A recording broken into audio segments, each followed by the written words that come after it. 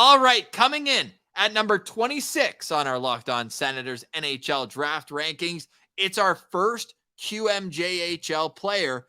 He's related to Senators winger Julian Gauthier from formerly of Sherbrooke, actually got traded last week to Drummondville for next season. It's Ethan Gauthier. Yeah, this is the prospect out of these three, Ross, that I'm most excited about. I really like Ethan Gauthier here, and it's crazy that we're at player number 26 in our rankings, and this is the first player from the Q, especially considering the Q won the Mem Cup this year. So you'd think that we'd have some guys a little earlier on here, but man, Gauthier is a guy that it's clear why he's the first Q player here. 66 games, 30 goals, 39 points, good for 69 points in 66 games. He had 11 points in 11 playoff games. He had 6 goals in 5 games at the Hlinka Gretzky Cup. And he was the first overall pick in the 2021 QMJHL priority draft. He plays right wing. He's a right shot. And like you said, the pedigree's been there at every level. He's just been dominant. Like if you go back and look at kind of the rise to where he is now, his last year of Bantam, this guy's 2 points per game, just dominant out there, and then steps into the QMJHL and immediately put up 39 points in 65 games. Like he's a guy where you know the offense is going to be there, but Pillsy, that's not just his calling card. He's a guy who I could see as a penalty killer at the next level. He's a guy who's been able to modify his game to be a two-way forward in this league. And that's why he's all the way up at 17 on Craig Button's list. Now, everyone else sees him as end of the first round, start of the second, which I almost feel like next season, Pillsy, we should put a line through the best and worst score, like in the Olympics, right? Yep. You take out the top score, you take out the bottom, and then we're looking at one spot difference because Scott Wheeler has him at 30th, Chris Peters at 31, Elite Prospects at 31, and then Corey Proman at 35. So he and Craig Button kind of negate each other, and you have an end of the first round player who Pillsy, I think is going to be, I think more so than the other two guys, he's going to be an NHLer. I think it's as close to a guarantee, but it's just, can he be more than just a penalty killing specialist? Will the offense translate at the pro level? This is a very safe pick. I would agree with you, just because he has a B game. And I would even argue he maybe even has a C game. Like, this guy plays a physical two-way forward type of game. But you mentioned it, 69 points in 66 games. Now, I know it's the Q. Take with that what you will, but that's good offense. And he's just, all the highlights I watched and what I read, he's so reliable with the puck, which is such a relief for these junior players that are looking to get drafted. Like, he's not trying to do too much with it. He's never going to force plays. He's going to make the smart play over and over and over again and then get back on the bench in time. Like, it's just, he seems like a guy that is going to support his teammates properly. And I think if you're a team looking at drafting Ethan Gauthier, you can put a handful of different guys on his center and left wing and be like, yep, that'll be a nice line. Yep, that'll be a nice line. Like, you can do so many different combinations of players that can work playing along with Gauthier. I completely agree that he's going to be a complementary player at the NHL level, right? Like, he's not the kind of guy where it's like, oh, the Gauthier line was buzzing today. It's going to be whoever his centerman is, but he's just going to be able to, make up for any sort of defensive lapses that his team has. I feel like all the highlights I watch, even when he's scoring, he's the trailer. He's like the third man in the zone, always able to win, to score goals because he's got I'd say above average shot. It's a good shot.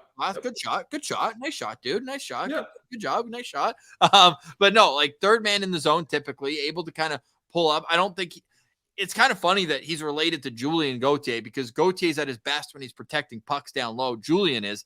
Whereas I don't think that Ethan's the same type of player in terms of being that physical presence on the forecheck. And not that you probably wish Julian Gauthier was more physical based inside, but in terms of puck protection, I think that Ethan Gauthier is more of kind of a defensive-minded forward who can produce a little bit of offense as well.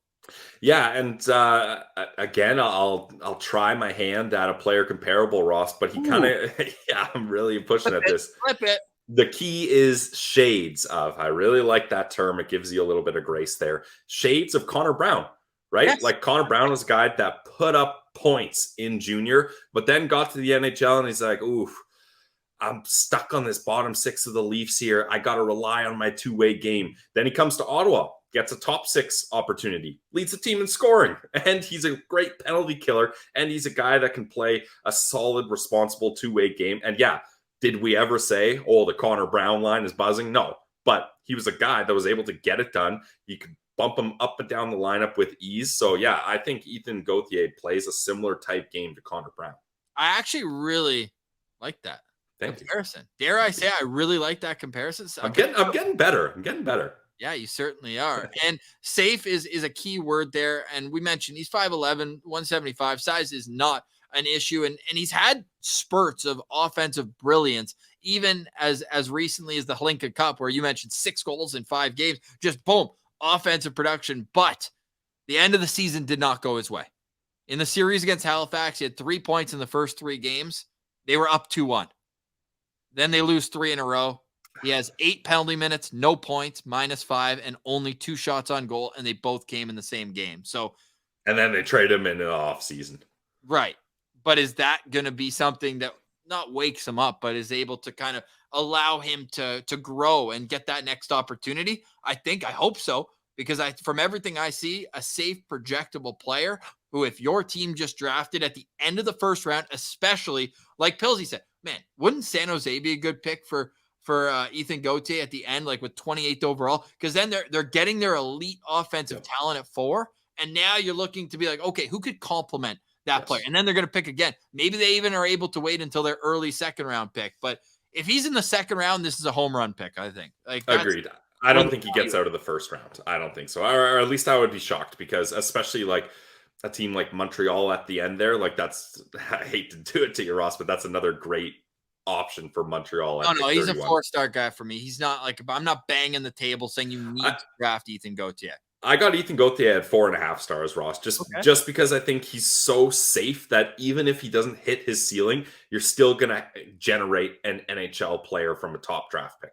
Would you put him ahead of Quentin Musty, who we covered yesterday? No, I'm a big Quentin Musty guy. I'm just going back to my notes about him. I don't think I would. What about Daniel Boot? Yeah, I got him ahead of Daniel Boot, just because Daniel Boot, like, that's a raw, talented guy that it's going to be a bit of a project to get him there. Whereas Ethan Gauthier, yeah, it might take a little bit more time, but I'm not worried about his development path. Yeah, for me today, I'd go Otto Stenberg 1. Then I'd probably put Ethan Gauthier just ahead of Gavin Brindley. And I hate to do it because Brindley's my type of player, like that dog mentality, that, that hustle, that competitiveness, that everything. But with Ethan Gauthier, I just think you're more likely. And for the NHL, I think at this part of the draft, it's like, who's going to play games for us? And that's Ethan Gauthier. And that's why Ethan Gauthier comes in at number 26 on our Locked On Senators NHL Draft rankings. For more draft rankings, head over to our Locked On Senators YouTube page, where we will have each and every one of these profiles for your viewing pleasure.